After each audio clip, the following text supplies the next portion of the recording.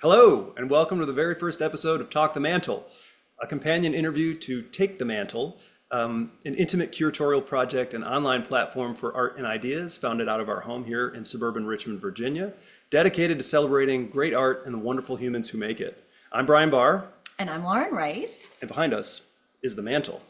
Each episode, we will sit down with artists currently taking the mantle. Together, we'll explore who they are, what inspires them as artists and people, as well as what brought them to this moment in their work and career. For this first episode, we're honored to welcome Sharon Servilio, the first artist to take the mantle. You can learn more about us on our website, takethemantle.com, or follow us on Instagram. Welcome, Sharon. So much for having me. This is an amazing project, and I'm really happy to be part of it. Oh, we're stoked to have you. I know, we're so excited. So I am going to read a little blurb that I wrote for a bio that I wrote for you. What feels like months ago, but it was really probably like 2 years ago when I wrote this thing. But I feel like it's really applicable to your work. So I thought it would be really fun to start with it. So Portland-based Sharon Servilio is one of my longtime favorite humans and artists. She has graciously agreed to be my first interviewee, and again, our first interviewee here for Talk the Mantle as well. I have the lofty goal of writing one smashing descriptive sentence to introduce readers to each artist's work. When I begin to write about Sharon's work, however, I find my sentences lengthening and entangling. I add ands until the sentence becomes a paragraph, becomes a page, and on and on. This failed endeavor may speak to my writing skills, but it also suggests the expansive polymathic quality of Sharon's work. I love Sharon's acute ability to link personal histories to universal bodies of knowledge, disrupting conventional notions of time, history, and painting alike. Thank you so much for being here, Sharon. I still think so much of this is true because when I think of your work, I really do think of it being expansive, both in terms of the materials that you use and just the ideas that you kind of interact with or are inspired by. So I thought we would jump into the first question now, if you are ready. And it's not about astrology. Yeah, thank you. I think everybody's excited. It's not an astrological question. All right. So question number one, where did you grow up and how do you think that that place shaped your imagination and creative practice? Yeah, so I grew up in New Jersey, about an hour outside New York City, but the actual town that I grew up in itself was very rural. And so kind of we just had a cornfield across the street and we kind of lived in it was sort of like a green valley. And so I think that probably, the natural surroundings sort of had a part in shaping my imagination. At the same time, I think having access to New York City at times was cool because even though, I feel like my parents aren't like artists or anything and, probably have pretty standard cultural tastes, but we did go to the Met, I think once or twice. And I do remember, being a teenager and getting really lost in this one room that had those tiny ivory miniatures from the Middle East and just kind of going down a rabbit hole of looking at those. And I think, looking back, I'm yeah, that's still the kind of thing I like. So I feel like there's definitely a through line there. Kind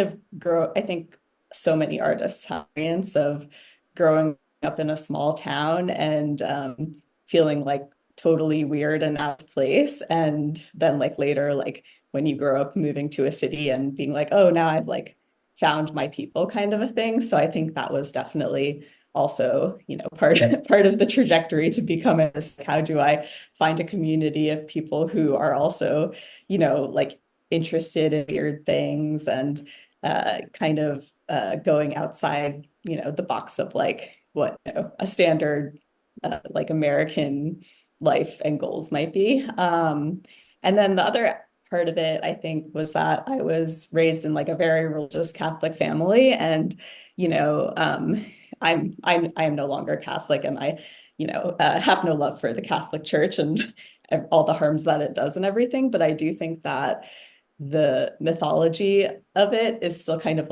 influencing my work and the aesthetics of it too. It's a very maximalist religion, and I think my work is also very maximalist.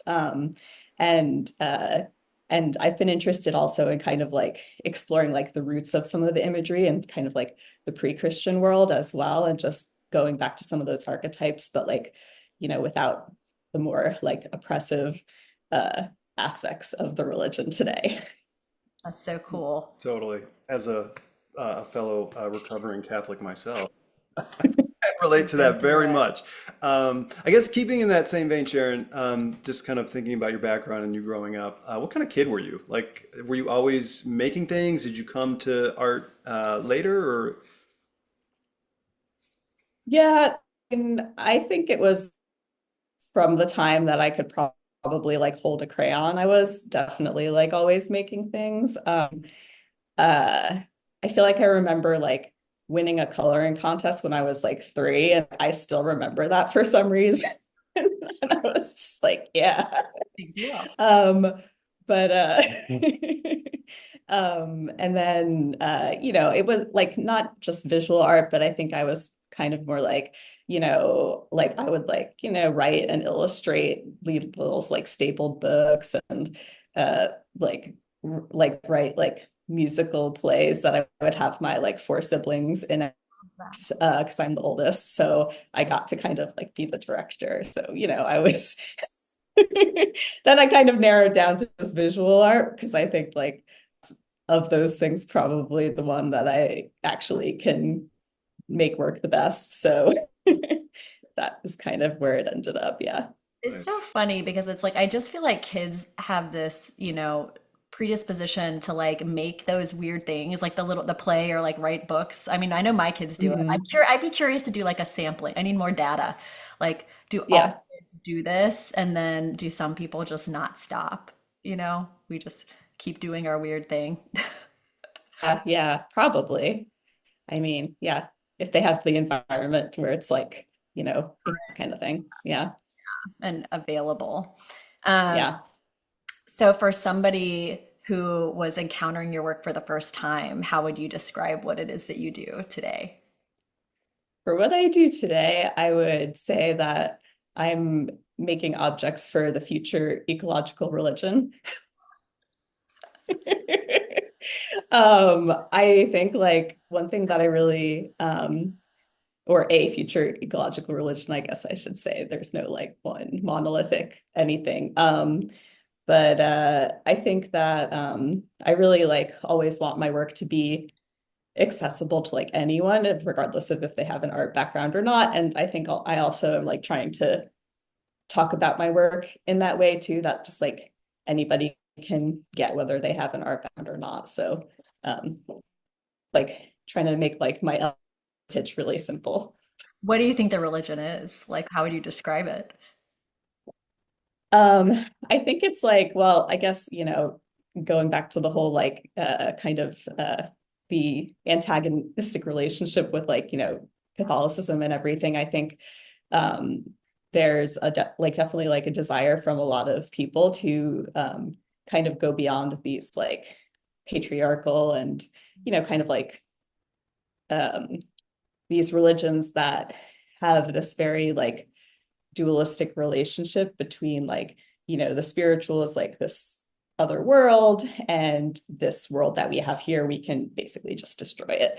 And, treat both humans and animals like totally disposable. And so I think um, it's really just looking for a way to honor uh, a worldview where everything in this world is what's spiritual or what's important and connected. And so like the way that I'm trying to do that in my work is basically taking, going through art history and looking at particularly like pre-Christian, what we think may be like religious artifacts. In a lot of cases, we don't know from, the Neolithic and ancient times. And a lot of those do seem to be, um, you know, I mean, at least we can imagine them to be ecological because a lot of them will be like human animal hybrid or that kind of thing. And then like sort of mashing that up with current science. So, I do a lot of just like my own research into different ecological processes, like pollination, fungal reproduction, bees, mosses, like all sorts of things that I get interested in. And then like kind of like documenting those processes like on these sort of like clay objects that I'm trying to have sort of recall a more like ancient uh like reference towards those things, but also with, up to date like imagery, using imagery from microscopes and things that were like around at that time. So yeah. Nice. It's awesome. So Sharon, you kind of touched on it a little bit in that answer, but so you move across disciplines, so drawing, painting, collage, ceramics. When you are in the studio and you're kind of deciding like what form a piece or a project going to take or a body of work, how do you decide? Is it kind of you start off with an idea, or is it kind of you intuitively let the idea drive you, or talk to us about that? Yeah, my process is probably like a little bit more rigid than that question makes it sound, because I think that I've, at least so far, tended to move through mediums like more chronologically. Like, I started out in school painter and did that and then, I moved into like 3D paper collage sculpture, I call it, for about 10 years. And then now I've kind of moved into mostly ceramic and am planning to like expand that into like other sculptural materials as well. So um, I would say like you know, once I leave something behind, I want to go back to it a lot of times, or at least not currently, like who knows what's going to happen in the future. So right now I'm just like, I can't right now go back to like the mediums that I was working on, like 2 years ago or whatever, that kind of thing. So drawings like Mhm. these are actually these are like a growth of the sculptural practice, because I started out like previously, and I guess I still making like the blueprints for the sculptures like on tracing paper. And then because the sculptures are getting a little bit more like the ideas are getting a little more bigger and complicated, like a full color drawing of this to really like envision it. And so they kind of also now just like standalone as drawings too, because they've gotten to be that level of detail and color and everything.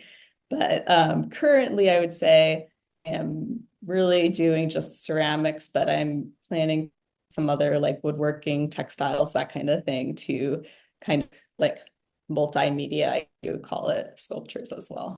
Yeah, and paper, right? So the paper is coming into the ceramics too in a really cool way.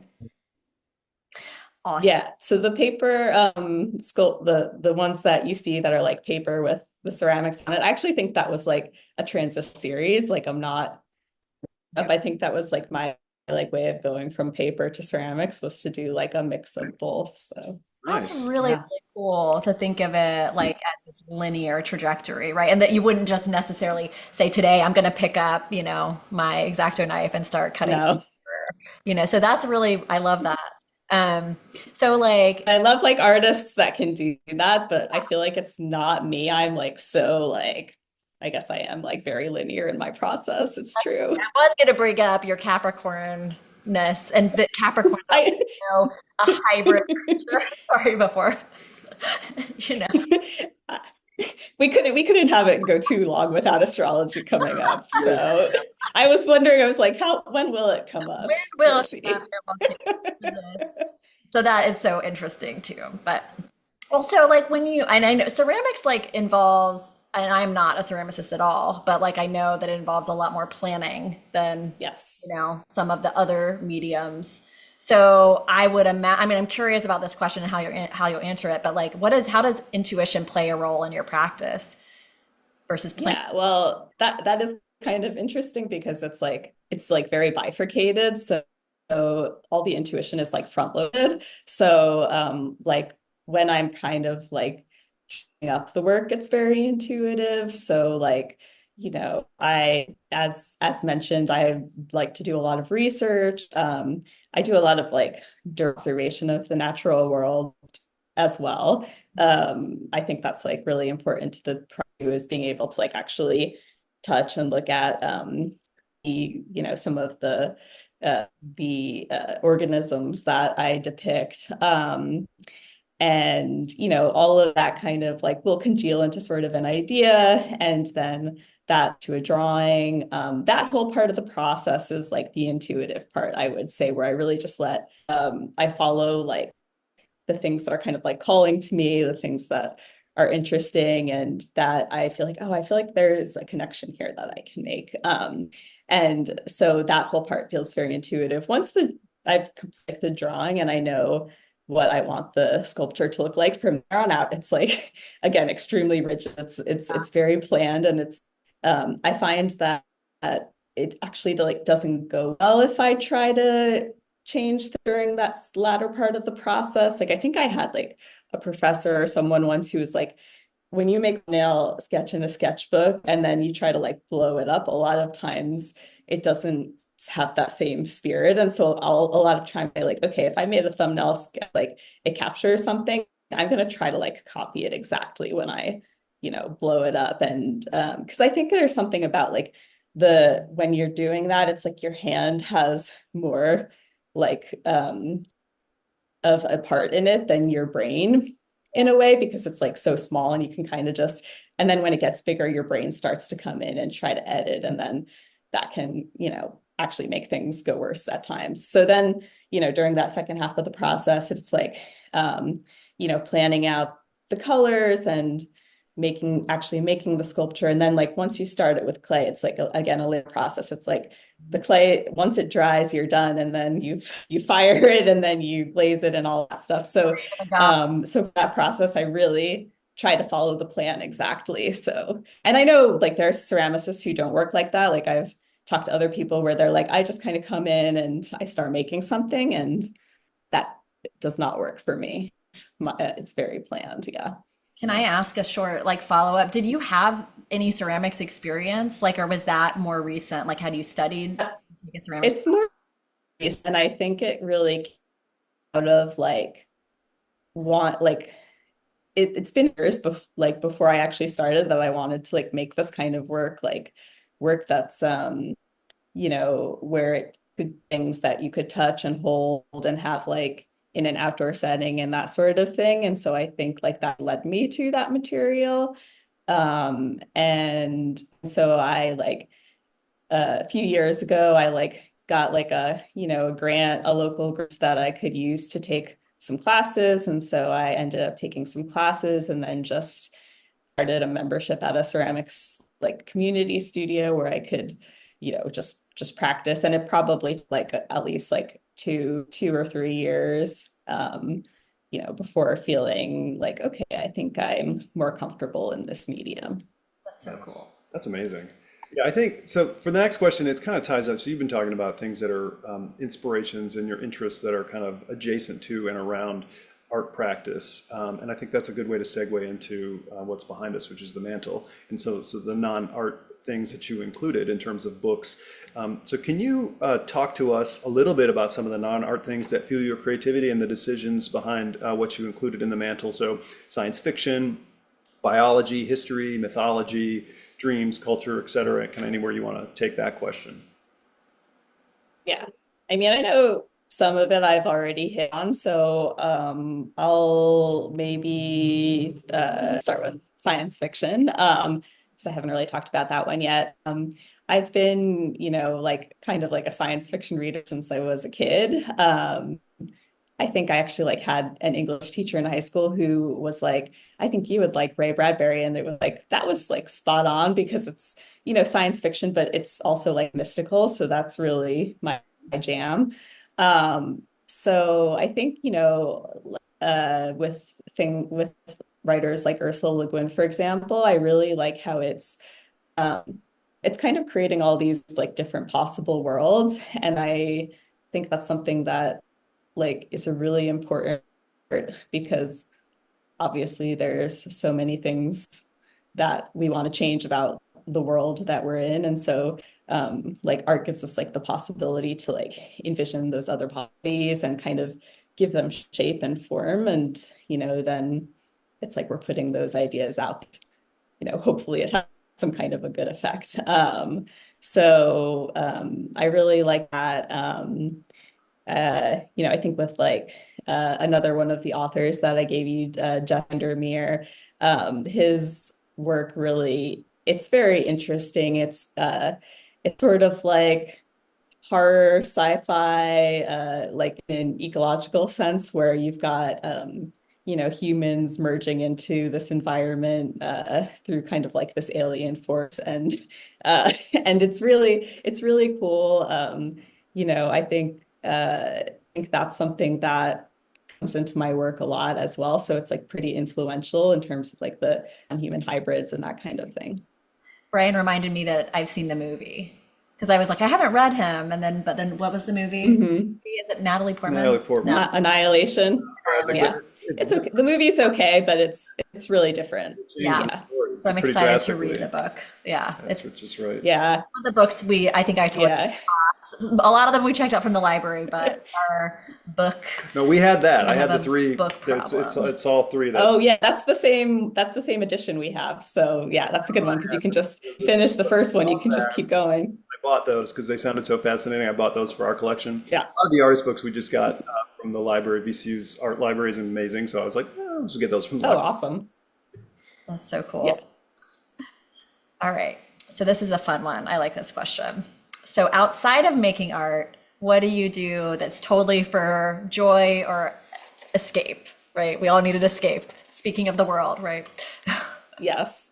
Um, yeah, I think it's typically like um sort of like outings that I go on with my husband. Like we've come up with a where we try to like go out on like Wednesday or Thursday night because it's like right when you're like in that part of the work week where you're just like, oh, I'm really, dragging and I need like a pick me up. So, we'll go to like a movie or a concert or something like that. So I feel like those are really the times where I'm totally like unplugged from, thinking about my art and whatever else. Yeah. That's great. All right, so where are we at here? Well, do you want to skip ahead to 17 or Um, we have a we've lot of been doing about questions? 25 minutes. I think we can do a few more. Okay, do a Yeah. few more. Yeah. All right, so I mean, I guess this is probably, I think everything that we've been talking about hits this question, but in case there's something else. So, what's something weird or niche that fascinates you that shows up in your art in a way that most people might not recognize? Yeah. So uh I guess I'll sum it up by kind of phrase and then I can explain on it a little more, but satanic feminism, um, which is it's the title of a book that I read. I think the author is Per Faxneld. It's a really hard book to find, but you can get it through like interlibrary loan. But it's kind of like an academic book that goes through all of these like historical art or political movements that basically reinterpreted Satan or more like or usually more generally like the story of like Adam and Eve and the Garden of Eden, kind of like invert it so that it's kind of like God is sort of like patriarchal oppressive force that's saying like, don't get don't like give yourself knowledge, you can't things kind of representing the force of like the patriarchal church and society. Mhm. Time a lot, this was during like the 1800s, and interpreting it as like kind of like the serpent or Satan being like the hero and being like, no, actually, like, you can have knowledge, you can have like liberation and all this stuff. So I think like it's really interesting because it kind of goes through, like the romantic poets and then through like, abolitionists and early like feminists and suffragettes and that kind of thing to talk about how they all kind of um, you know, uh, reinterpreted essentially Christian myths to more like express the political and philosophical goals that they had. It also kind of goes into like theosophy, and that's like Hillary Clinton, who's one of my art heroes, was also into like theosophy and kind of like spiritualist movements. And so I feel like it kind of ties together a lot of my interests, but it also sort of points to something that I've been like really interested in thinking about lately, which is the way that each like every movement kind of goes back and reinterprets ancient myths and like, ancient culture in a way that sort of maybe aligns with their own goals, which I feel like is something I'm also trying to do. But if you look at like every wave of feminism has gone back to like paganism and like taken things from it in different ways. And, there's just been lots of like, 19th and 20th century writers who've gone back to like, and totally like, interpreted slash invented what like ancient paganism was. And so it's hard to even like go back and know what people were really doing. Like we really don't, because there's been, we A, don't have that much evidence, and B, it's like there's so many like layers of interpretation in between. And so I think that's really interesting. And also kind of, it's like it gives us all license to like also reinterpret things Yeah, there's a lot. how we want to. Yeah, because it's like when you think, I mean, anytime I'm reading about history, or we both have been reading a lot, like you just realize that so much of it is the writer or the, kind of theorist interpretation of things, right? So it's so fascinating. It's not as, Yeah. And it's cool because we're like artists. We can totally speculate, and we don't have to be like a scholar who's like, I've got to cite this and be really sure that I have the evidence. So that's what I love about it. Yeah. too. I love that too. Okay, well, I will skip us ahead just because I really want to make sure this question gets in. So this is, what is your favorite art supply or tool that you would take Oh, yeah. to that desert island? Not desert island, desert island. That's a tough one. I really like this one here. What is I'm that? just going to try to show it. Oh my God. It's like it's a sgraffito Yeah. Oh no. Hang on. things with it. You Yeah. froze for We just a froze you. second. Can you describe? You said it's a. Oh, yeah, I'll say it again. It's a sgraffito tool. So sgraffito is when you carve into the clay, like carving lines and things into the clay and different designs. And so this is kind of a finer point one. So I like it for, it's basically you can draw on clay. Two pieces here. Yeah. Nice. Oh, that's so cool. Yeah. Yeah, they have like a. You can see details on the takethemantel.com's website, but like the incised kind of drawing, it's really beautiful. All right, where are we Well, at that now? is just so cool too, to think about your work as having like combining these elements of drawing, Oh, yeah. And painting. painting. I know, totally, totally. Yeah. You're always thinking What about else do you want to color. ask? Well, I What mean, number? well, I read 17, so you could skip to You eight. want to do 18? We have 20. We had 21 Yeah, we're mind-boggling just around questions for 30 sure. minutes. We're doing pretty good, I feel like. This next Pretty one good is, pace. again, a little bit more personal, pop cultural. I mean, it doesn't have to be pop cultural, but so is there a movie, a book, or a song that lives in your brain right now that you're just like in love with? Yeah, I wanted to kind of give you guys a funny one because I feel like we all just need comedy these days and it's hard to find good ones. So um I feel like the comedian that kind of lives in my brain is Tim Robinson, who's like this really like silly, ridiculous comedian. Detroiters right now, like Again, for the second time. Yeah. And yeah, we're watching that too. We've already watched I Think You Should Leave, and the movie Friendship that just came out with Paul Rudd. haven't seen it. Um oh, if you like him, then you'll like the movie, trust me. So it's just like for he really likes just like really silly, ridiculous, completely absurd comedy, then it's really great. So like I don't know, some of the other comedy I really like is, like Airplane, just like stuff that's completely absurd. And so I feel like that's I want to give everybody like some a recommendation, be like, here, it's really cathartic. You should laugh. If you are not, and if you have not watched Detroiters, right, everybody should watch Detroiters. Or is it no, it's just It's just Detroiters. Detroiters, and it's yeah, Yeah.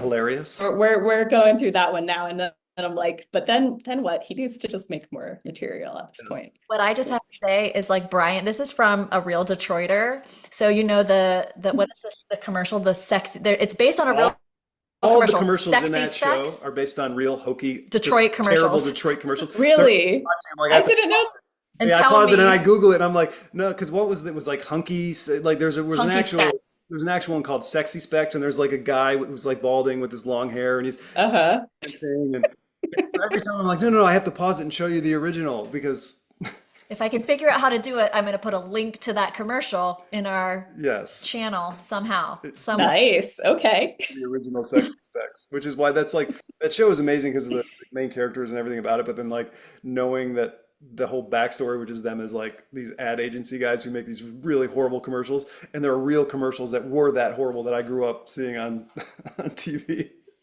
Yeah. Yeah. All right, 90s where are we at commercials. now? Well, I was going to ask one that's earlier on because I think it's good to touch on it. Um, do you deal with creative blocks? This is a fun artist one. And how do you, if you do have creative blocks, how do you move through them?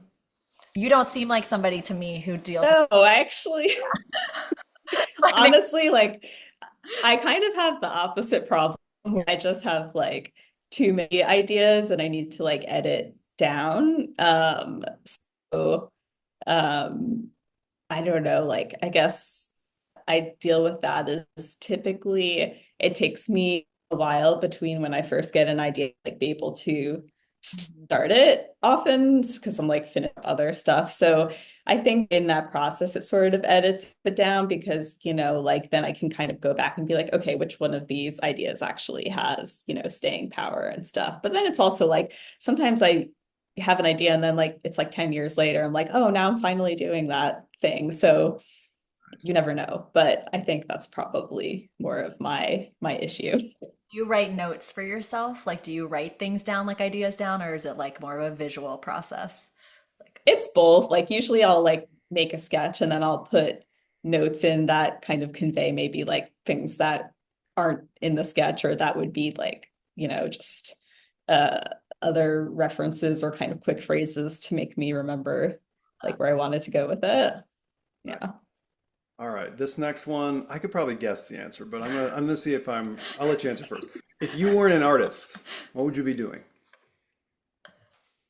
I mean, I was thinking about this question and I was just, maybe this is like a Capricorn dark answer, but I'm like, I think if I couldn't be an artist, I would just wither away or just like have a total breakdown or something. Like it's such a core part of like I just, like my life, my like how I process like everything in life, how I kind of, I think it's important for my mental health and also just like how how ideas kind of move essentially. But like, I don't know. Um, I guess like on top of being artists, like things I could think of doing would be uh like something with like farming or gardening. I feel like that would be something I would enjoy. See, I was What gonna, did you think I was going to I, say? I have one of two answers. One, I was gonna guess something with like biology Okay. or like science, or basically, I don't understand the question. Like I could like just Yeah. what Yeah. you said, which is withered like I can't away. imagine not being an artist. So like one of those two would have been my guess, but that's Yeah. I think it would be really fun to have a podcast Yeah. where we just speculate the answers. Well, answer could be one of these. Yeah, it can like place bets on what I'm gonna say, and then at the end see who wins. Is there ever, do you have like a motto, a phrase, or like a quote that runs through your head on a regular basis, like that sticks with you?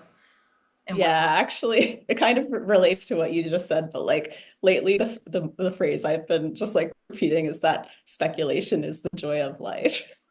Which is not a quote, it's just like it's just a phrase. But I think I it came to me when I was like we were in like Mexico City and like Teotihuacan, and the archaeologist that was given was like, telling us these things, and he's like, oh, like some of this is speculation, but it was like really beautiful speculation, like taking all the latest archaeological research, also adding in like, you know, stories from his grandfather, who was like a descendant from like the people who lived there, like 1,000 years. And And I'm just like, yeah, that's what I want. Like, I don't want people to just be like, oh, we can only talk about things we have concrete evidence for. That's kind of what I was saying earlier, but yeah. That's so cool. I love that. Yeah, I think it's interesting those certain words or quotes or whatever that just kind of stick, right? It's always like I'm always trying to figure those out and like, and sometimes they like literally come into the art. It's so cool. Yeah. Yeah, Uh, really part of my I guess finally to kind of wrap up, Sharon, like what's next for you? Is there anything you're excited about? Anything on the horizon? Anything you want to promote? Yeah, so I think like from and sort of like just in terms of what I'm working on next, it's um well, I don't know, I guess like some of it is in the drawing. I'm really interested in doing these sculptures that are kind of based on the idea of like a wayside shrine, like something that would be you could encounter outdoors, indoors or outdoors. Like, kind of traditionally it would be outdoors where it would be kind of like a little, just a little shrine to in traditionally, usually it would be like Christian or Buddhist or something, but in my case, obviously, it's the ecological like beings that I'm trying to honor. So that's one thing, and then also kind of really like leaning into that idea of like objects that you can kind of like touch and interact with, or even like people could like create their own ritual or something to do with the objects. And so I have a couple of shows that I have lined up for next year. Both are kind of like near Portland. And part of it is going to be like kind of more of like an environment or installation where people can interact with the sculptures. And I want to make it sort of like a welcoming environment where they can do that. So that's something I'm excited to do that I've never, done before. I've always just kind of had, like the Yeah, art, that's amazing. but I wanted to make it a little bit more interactive and yeah. That is so cool. Well, I like how, like, when things are on the mantle here, right, they kind of are, Yeah. we're not interacting with them per se, but I like how they're kind of brought into like the ritual of like a daily life, right? Yeah. And that, yeah, they kind of interact with the books and the plants and the other objects in a really special way. Yeah, I love that. And that's also kind of one of my goals. And when I've been researching, like the Neolithic art, a lot of it was um, kind of like before you get to like the really big like, city states and temples and stuff, you have these sort of like what seem to be kind of like uh hybrid spaces that are like kind of seem to be religious but also domestic. And so you'll find like bread ovens or kilns and things that are near to these like what seem like altars or things that have a lot of these little figurines that they find. And so, one can speculate that their like spiritual life was more integrated into like the domestic sphere or the everyday sphere rather than being something that's like, okay, only these like priests have the knowledge and you have to like do whatever they say and this kind of thing. And so again, it's like we don't really know what people were doing, but what I like is that it can inspire us with alternative ways of doing things versus what we have. Yeah. Alternative models of like displaying work, right? Yeah. Outside of that white cube Hmm. type of experience. So, Hmm. Yeah. Karen, you're such a rock star. Yeah, this was amazing. Like Sharon, thank you so much. This is amazing. I'm so honored that you were the first artist to take the mantle because genuinely it's what we're passionate about and why we want to do this, which is like showcase people whose art we just find incredibly inspiring and amazing, who are also amazing human beings, and then try to share that experience we have with you and with the world. So, anyways, thank you so much for taking the mantle, and thank you so much for talking to us. Yeah, thank you. And I also am honored to be your first artist. And it's just been such a cool experience to see the work, contextualized among like all my influences, the books and the artists that I love. And, even just like seeing your family interact with it in your home, like that really is like uh, inspiring to me. And like, yeah, I really do want my work to be something that like integrates more fully into like people's lives and that they can kind of like really interact with. So yeah, Awesome. Thanks, That's awesome. Sharon. Yeah, everybody. thank you. see Sharon's work on our website, SharonServilio.com. Follow her on Instagram, and you can please head over to takethemantel.com to kind of see the full contextualized images of the setup, and then follow us on Instagram for more content. Thank you. Thank you.